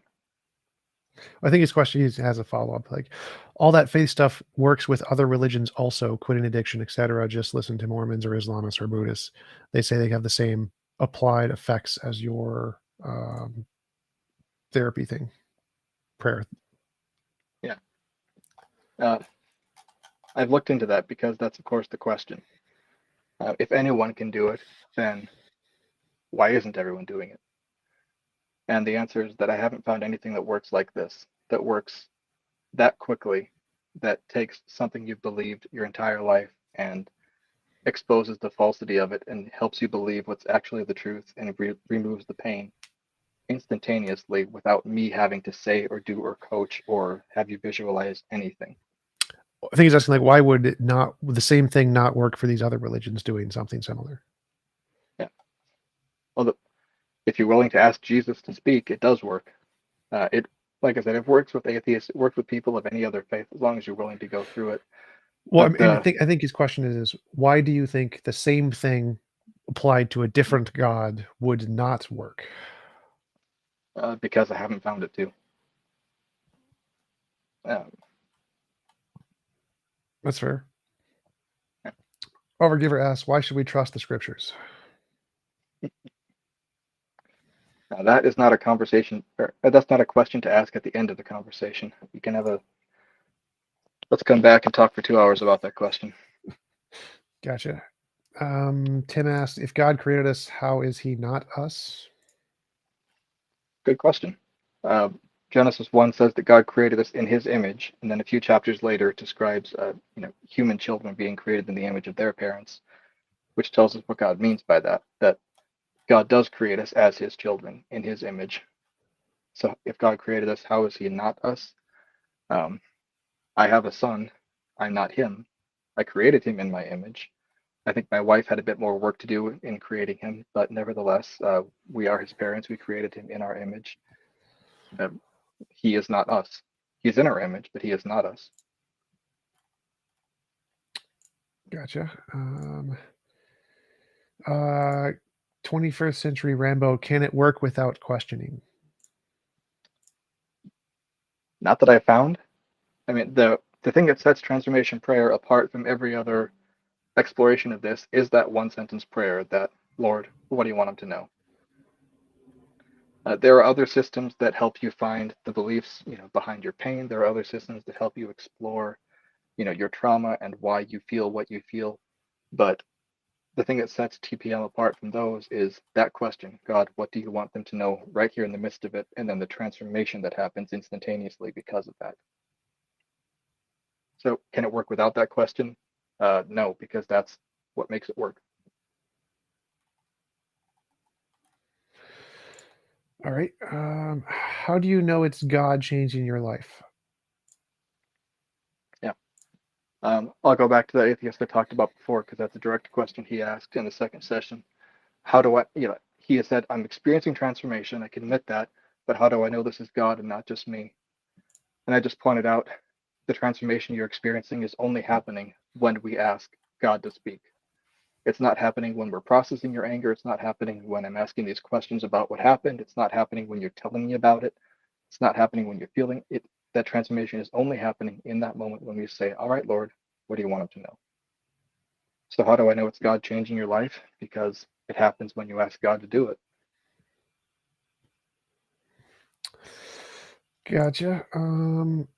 Can Kyle speak to a session that wasn't successful? If so, to what does he attribute the failure? Yes, I can. There was a man who came in because his friends wanted him to. He had no personal interest in it. I explained the process to him. He said he was willing to sit through it. But when we got to like asking the questions and uh, really digging into the things, he had no interest to.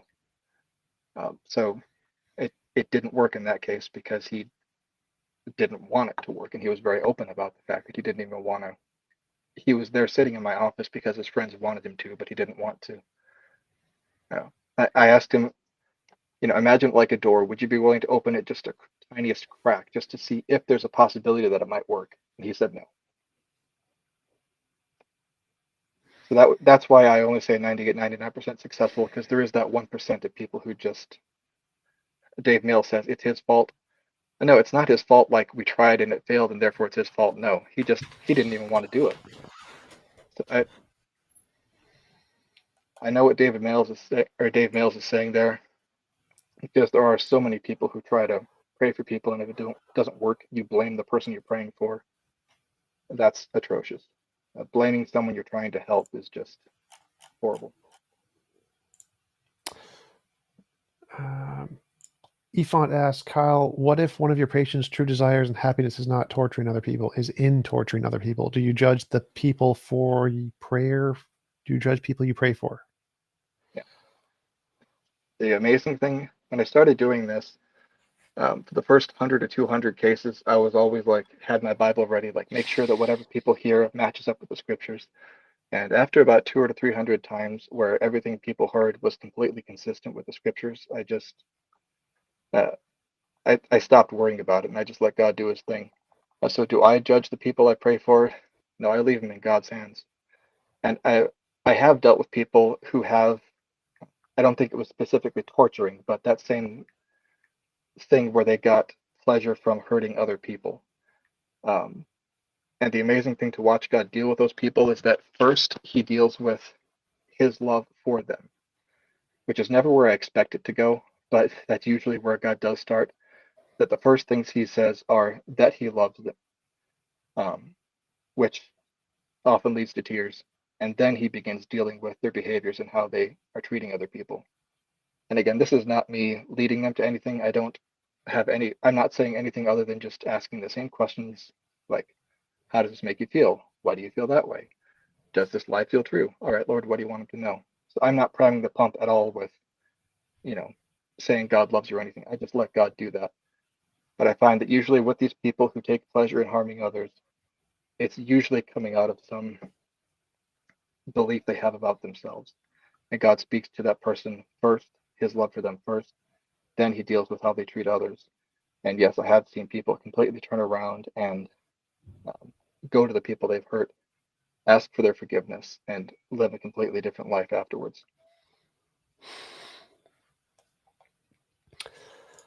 Tim asks, if God wasn't real, would Kyle still attend church, give food, etc.? Heck no. 1 Corinthians 15. If Jesus is not raised from the dead, Christianity is worthless. Dave asks, what qualifications do you have, if any? Good question. I attended seminary at Trinity Evangelical Divinity School in Deerfield, Illinois. That's a 4-year degree where they teach you all the basics: counseling, Greek and Hebrew, preaching, leadership, administration. It's a practical degree, so it's designed to equip you for all the work that ministry requires. As far as transformation prayer goes, it's just going to that website, transformationprayer.org, and just working through the materials they have there. Like I said, anyone can learn it, anyone can begin applying it. And yeah, so as far as transformation prayer goes, it's more the experience of anything.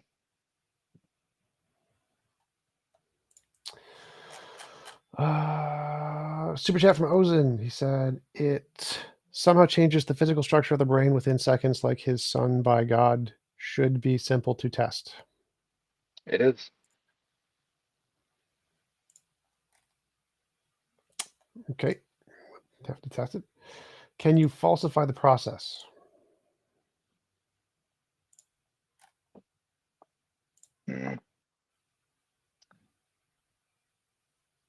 I would assume so. If you want to, let's see who asked that. Robert Cummings. Give me an example of like something you would like falsified or how you're thinking of that. I think like falsification is a criterion in science that you can say, if my theory does work, this will happen. If this doesn't happen under these conditions, then it's false, and therefore I'm wrong. Something like that. Yeah. In that case, it would just be you go through the situation and nothing happens. So yeah, that would be falsification. What didn't you say there was one case that it didn't work? At least one. Yeah, that was just because the guy didn't want to go through it. It wasn't because we tried it and it failed. Gotcha. Somebody says everyone, Kylie is so needy. I actually feel sorry for him. That's do you wonderful to think. believe people can transform their lives for the better without prayer? Absolutely. Okay. Facts and conspiracy. Many other religions also have comparable success rates for healing, helping people to feel better. Does that mean their gods are also true? They do not have comparable success rates for transforming people instantaneously. And I've looked Okay. into that extensively. And no, there's nothing else that comes close. What does he think of the studies that show prayer works at the same rate as chance or worse? Well, again, this isn't like somebody sitting across the table from me and I'm saying, "Dear God, please make them better." It's all I'm doing is helping the person find the belief, giving rise to the pain. And once we found it, it's just, Lord, what do you want them to know? So I'm not praying that God does anything for them in that moment other than speak. I just leave it in God's hands.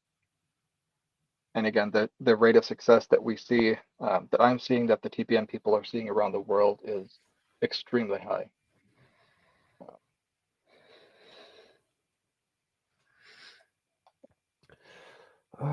Okay, so Felix Graff says, so basically he claims it works better to change your life with Jesus instead of other religions.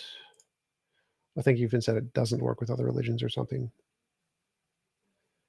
Yeah, I've never seen it work by asking any other religious figure to speak. No. Blue 60-second blow me up. skeptic. Go ahead. Blow me up asks, does God have a divine plan, and how does prayer change the plan? I love that people are asking these questions at the end of the conversation when it's like we could talk for 2 hours about that. But just the 30-second answer. On the first page of the Bible, Genesis 1, after God creates the world and creates humanity, his purpose statement for humanity is let them have dominion over the world, over our personal lives. That the intention for God, his divine plan, is to give humans dominion, to rule our own lives, to steward this world. And so God does have a divine plan, yes, but that does not mean that he is sovereignly ordaining every second of whatever you do. It's he's giving you sovereignty and control to see what you will do with that, which has an interesting overlap, TJump, with your theory of morality, that it's our personal will and volition that is good and anything hindering that is bad. I'll just leave that there. We can talk about that more later if you want to.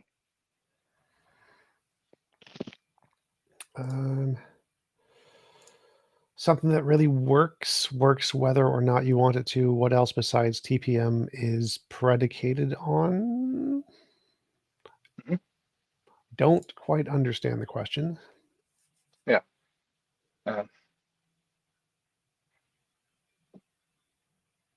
I can address the first part. Something that really works whether or not you want it to. Yeah, I've experienced transformation prayer work on people who did not expect it to work, and even the atheist who came and did not want it to work, it worked on him. So it does work whether or not you want it to. What else is TPM predicated on? If you go to either transformationprayer.org or whytomshouldbecomechristian.quora.com, there's an introduction to TPM where it tells you how it came about. The guy who developed it kind of stumbled into it during a counseling practice. And there's if you want to do a deep dive into it, the website has a ton of information about the psychology and the research that goes into the questions and why it's structured the way it is. And so if you want to dig into that and see what TPM is predicated on, there is a wealth of information on that website for you to find. All right. Danny, I think maybe Dave Warnock would like to have a word with him. How about ALS? Can he heal him? Dying Out Loud podcast. Dave Warnock. Healing ALS. Lou Gehrig's disease, you mean? Yep. Interesting. Dave Warnock is a famous atheist, and he's dying of it.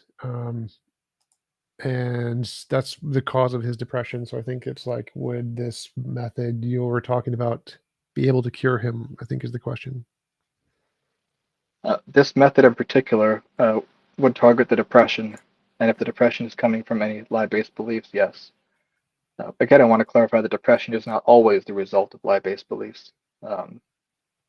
My grandmother was suffering depression just because her brain was not making a particular chemical at the level it needed to, and taking pills to replace that brought her right out of it. But if that depression is being caused or increased by any lie-based beliefs, then yes, it could target that and deal with that. This particular transformation prayer method is not designed to heal physical things. There are other things that can, but I haven't studied those or experienced those nearly as well, so that's why we're talking about this one. Gotcha. Charles and Solo asked, what other works of fiction does Kyle enjoy reading? Well, first, I wouldn't classify the Bible as fiction, but what fiction do I enjoy reading? I mean, Tolkien, Asimov, J.K. Rowling. I mean, there's one of the minor sad things in my life is there's so much good fiction out there to read that I just don't have time to get to. Gotcha. Does God ever choose not allow someone who is truly committed to quitting an addiction to quit that addiction? How do you know that this is the case or isn't the case? No, and that's why I said the power of God is mechanical when it comes to transformation prayer, that anybody who wants to deal with the beliefs, behind their addiction can, and God always shows up and brings that truth. God is not fickle. This is not something you have to just hope God is going to show up and answer.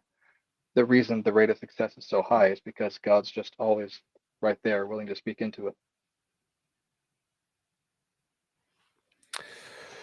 Gotcha. What is the best way to test the falsifiability of your belief?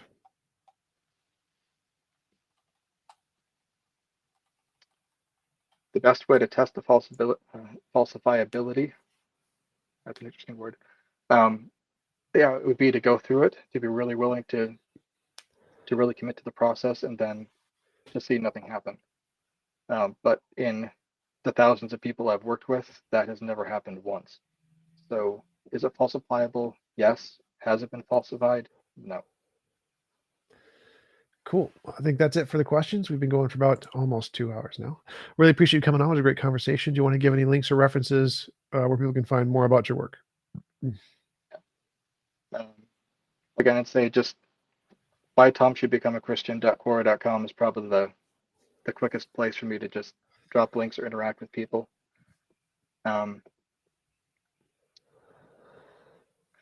This has been an interesting conversation. I feel like this is part one of a very longer topic, but anyway, this has been a conversation. So thank you for working with me here, and especially, yeah, for all the technical glitches at the start, I apologize for not figuring out a solution to that other than just the voice here. Oh, sure, no problem. Yeah, There was one. Iron Cherry Tier asked one last one that's kind of interesting. Sure. What is the second best explanation for the supernatural experiences you've had? Interesting. What is the second best explanation for the supernatural experiences you've had?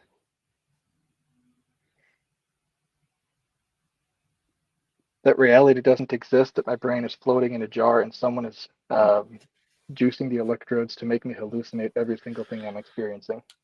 That's a rough one. All right. What's the second best explanation for the world that you experience?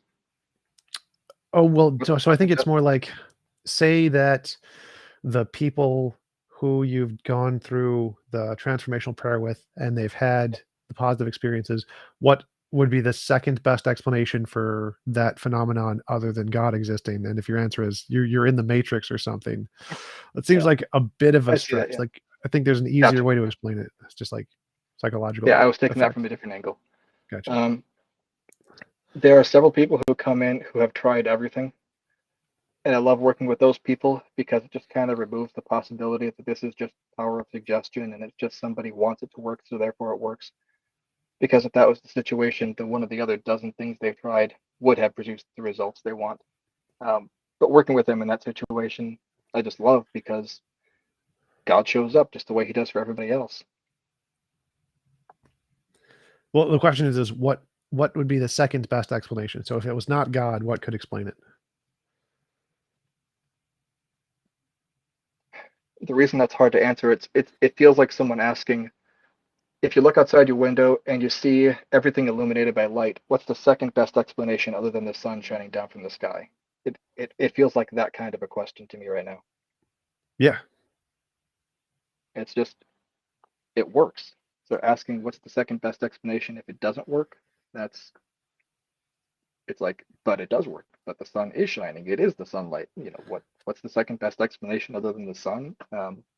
Somebody has a ton of flashlights up in orbit. I don't know. Like, it's the sun. That would work. But yeah, so it's a problem solving question based on something in philosophy called the problem of underdetermination. The problem of underdetermination says there's infinitely many ways to explain all the data. And so if you have one potential explanation, you want to try to figure out what is the simplest alternative explanation. And that's usually see if it's simpler than yours or not. So it's just referencing the problem of underdetermination to see if you can come up with the simplest alternative explanation of the data you've seen. Yeah.